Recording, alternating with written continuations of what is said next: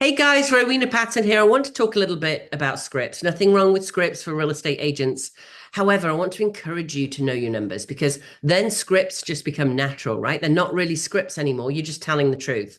In most parts of the country, we've seen 7 or more months of price drops. I can get all those for you: 828, 333, 4483.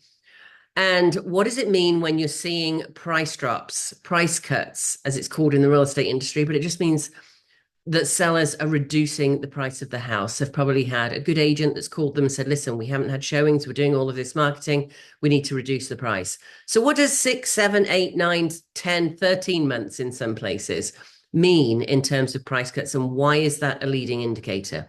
Because in 2 months, 3 months, 4 months, when a lot of those houses actually sell, you're going to see much lower comparables because they've dropped their price, right? It's kind of obvious if you think about it. It becomes a BGO, a blinding glimpse of the obvious, when you think of it that way.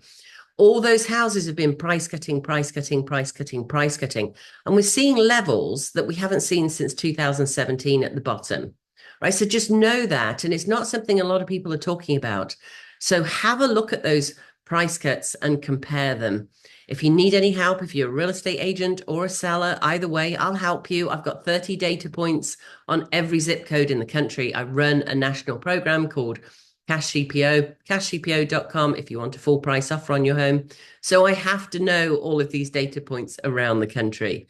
But remember, the price cuts are really a really good leading indicator of what's happening in the housing market. So something very, very important to share. And then you become a human being and not just a realtor. Take your realtor hat off and start having those human conversations. See you all soon.